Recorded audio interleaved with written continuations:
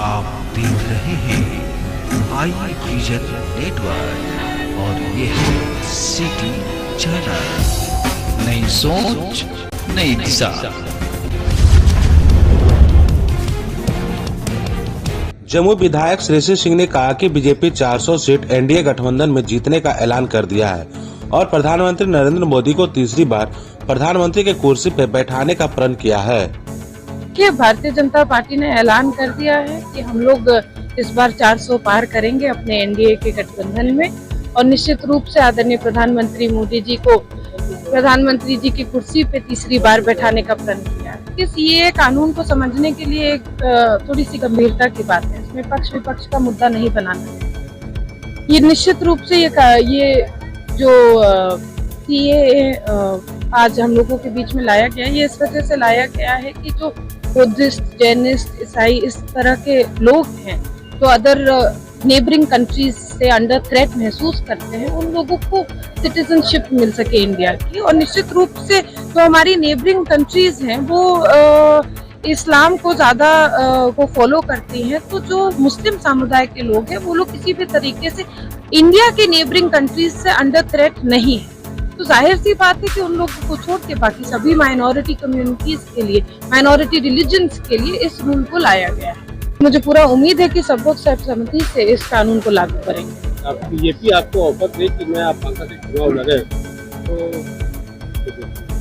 तो कोई भी सवाल अगर से शुरू हो तो मुझे नहीं लगता कि इसका जवाब देना उचित होगा। संगठन मौका देगा तो आप जिम्मेवारी निभा सकते हैं।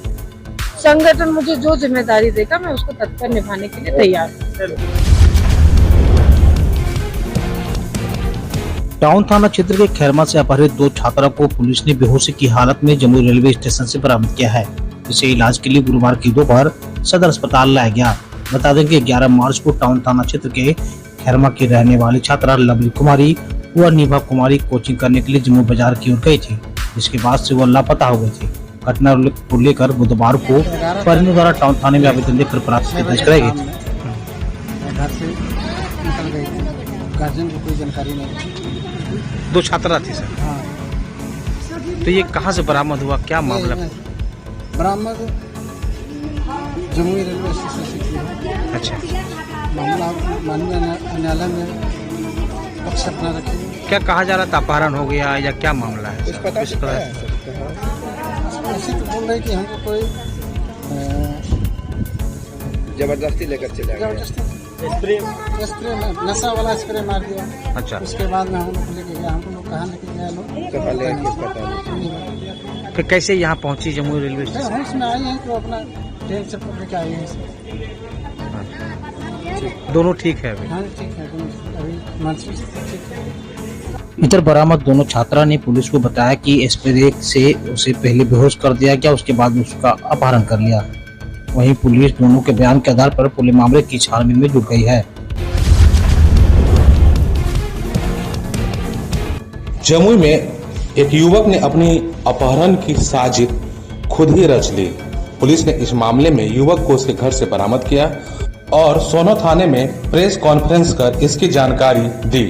अपहृत मौसम कुमार ने अपने बयान में बताया कि किसी के द्वारा मेरा अपहरण नहीं किया गया है।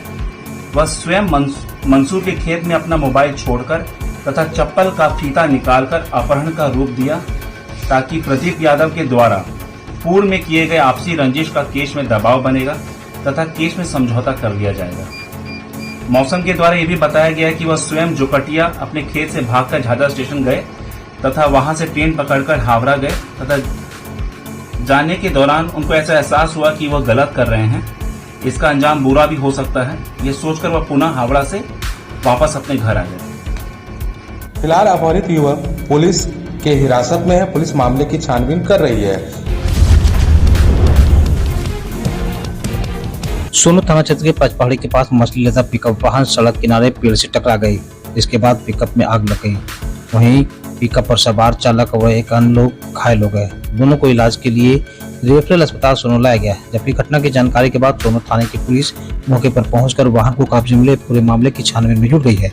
घायल की पहचान सोनो के मोहम्मद शमीम का पुत्र मोहम्मद मुफक्किर तथा थाना चौक निवासी वहाब का पुत्र शमशीर के रूप में की गई।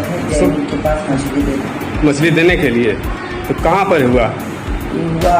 आपका 100 किलोमीटर झाझा उधर से घूम के आ रहे थे क्या? जम्मू से आ रहे थे झाझा होकर। अच्छा, झाझा होते हुए तो क्या हुआ, कैसे कैसे? सड़क पार हुआ ना बचाने के चक्कर में। आप लोग बाइक से थे? हाँ, पिकअप से थे। पिकअप से थे? हाँ। तो बचाने के चक्कर में क्या पेड़ में मार दिए? हाँ, पेड़। अच्छा, मतलब ट्रक चकमा दे दिया? हाँ। अच्छा। घायल युवक ने बताया कि वह जमुई से मछली लेकर सोनो जा रहा था, तभी पचपहाड़ी के समीप सामने से आ रहे ट्रक ने उसे चकमा दे दिया, जिससे वाहन अनियंत्रित होकर सड़क किनारे पेड़ से टकरा गए। बीजेपी देख रही है, वो मोदी लाल के ये तो लालू जी के बारे में जानते लोग हैं। आने वाला चुनाव में बिहार की जनता को सबक सिखाने का काम करें। और जिस तरह से आप देखा आपने 19 में 40 में 39 जीते थे हम लोग, इस बार 40 के 40 पर एनडीए विजयी होगा जा करके, और लालू जी इंडिया गठबंधन 0 पर आउट। उनके बयान में कोई विषय है नहीं जाकर। लालू जी को इतना बड़ा लंबा समय मुकाबला देश में बिहार के लिए, लंबे समय तक बिहार मुख्यमंत्री रहे, केंद्र में रेल मंत्री रहे जाकर के, और क्या हुआ, सारा घोटाला हुआ करके। और सारी घोटाले का मुखिया कौन है?